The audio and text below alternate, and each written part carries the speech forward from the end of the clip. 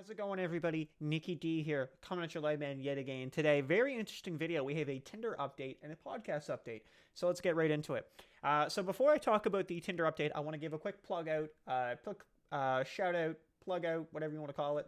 Quick plug to the podcast. So I just started a podcast. I have not uploaded anything as we speak, but by the time I upload this video, I have. So it's actually going to be, I forget what I called it, but I think it's going to be called the Average Online Dating Experience. There you go. Not too bad. Not too shabby.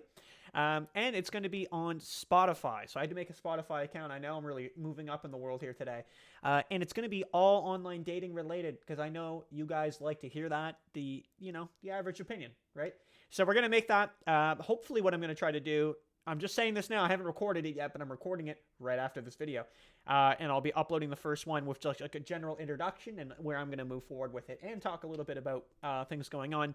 I'm going to try to keep them like half an hour long. I think about half an hour is a really good time frame and very specific in one topic. Obviously, not so much the intro, but whatever. So there'll be a link down below in the description of the video. Please check it out. That would be awesome. I don't know, I've just always wanted to make a podcast. I never knew what to talk about. So I thought, you know what, let's make it online dating. You guys obviously like hearing them. They get the most views on the channel. Yeah, and maybe it'll give you a little bit more insight to that. So there you go. There you have it. Let's move right into it. So Tinder basically this week, last week, has released a prototype feature. And I call it prototype, but hear me out. So they've released a filter that's apparently paid. And you know what it's for? It's probably in the title of the video. It's for height. So this is sparking a lot of interest. It's on Reddit. We have a screenshot over here. And this is what it looks like. So you now have an age range and height. Now you'll notice it is locked behind Tinder Platinum. So this is not a free feature. So if you have Tinder Platinum, though, you can get it for the low price that they sell that for, which is it's not super cheap.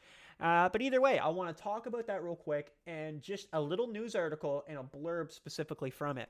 So I found a news article from the Daily Mail, but there's a specific quote I'm going to read to you. Quote, "We're always listening to what matters most to our Tinder users, and testing that paid height preference is a great example of how we're building with urgency, clarity, and focus." End quote. That was from a Tinder spokesperson who told Mail Online.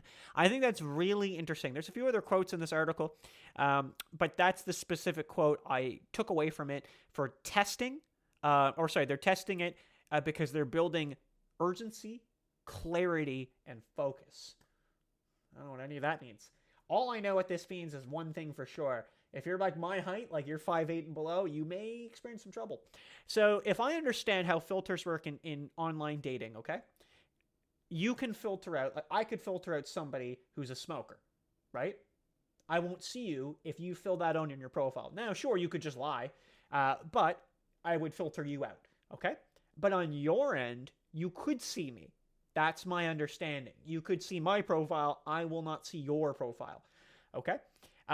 I could be wrong, but that's my understanding. Please, if you know more about that, correct me if I'm wrong.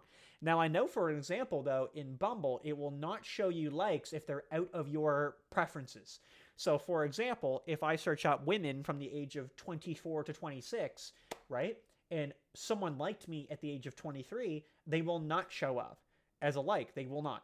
But if I change my preferences and I extend that to, say, 20 to 30, it will show up because now they're in the preferences. So I'm very curious to see that because I haven't used Tinder in a while, how they operate that system. On Reddit, though, not looking good. A lot of guys are a little scared. I don't know how that's going to work. I think having filters is good. I think paid filters is bad.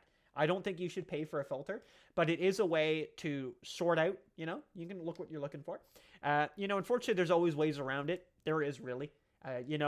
A classic example is like if you go on like Plenty of Fish or something, and you're like, hey, I don't want to find any single parent, right? Single mother, single dad, whatever. I'm not interested in that. And they'll just put no is that option, and in their bio they'll say yes, I have a kid. So they'll still show up in your search filters. But I think obviously it would be a little harder here to get around it. I think this is really interesting. I think it's a good and a bad thing. I do like filters, and I think you should narrow down the field. This is obviously going to cater more to women. Let's be frank. That is a stigma that women generally like, looking for the taller guy. Not every girl, obviously. But I think that's a tool that they could use. I think it's also well known that there's normally more men available on dating apps. But I find it interesting that it's a paid feature. Like, will women want to pay for that? I'm very, like, one feature? I don't really know. I don't think so personally. But I would be interested to know about it. And I think it would really help, actually, if you're, like, I'm not saying it's shallow to sort by height. I think you can do what you want. I don't personally think maybe that is a good idea. But a lot of them have it, right? I believe Hinge has it, that there already are dating apps. You can sort by height. I just leave it whatever it is. It's like 4 foot to 7 foot. I don't want to date anyone over 7 foot anyway. But you just don't match them, right? And you should put your height in your bio anyway. So I think it's just more convenient. It's not necessarily a bad thing. Like, if I always rate my height in my bio, I have no shame in saying I'm 5'8", right? Half the people I'm around are my height are actually slightly shorter. So it's perfect. It's like, oh man, I'm a giant.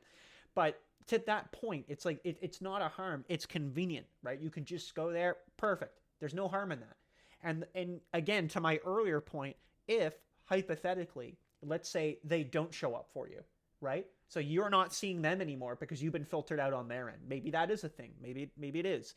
But let's just, for the argument, let's say it is. Would that not be better for you?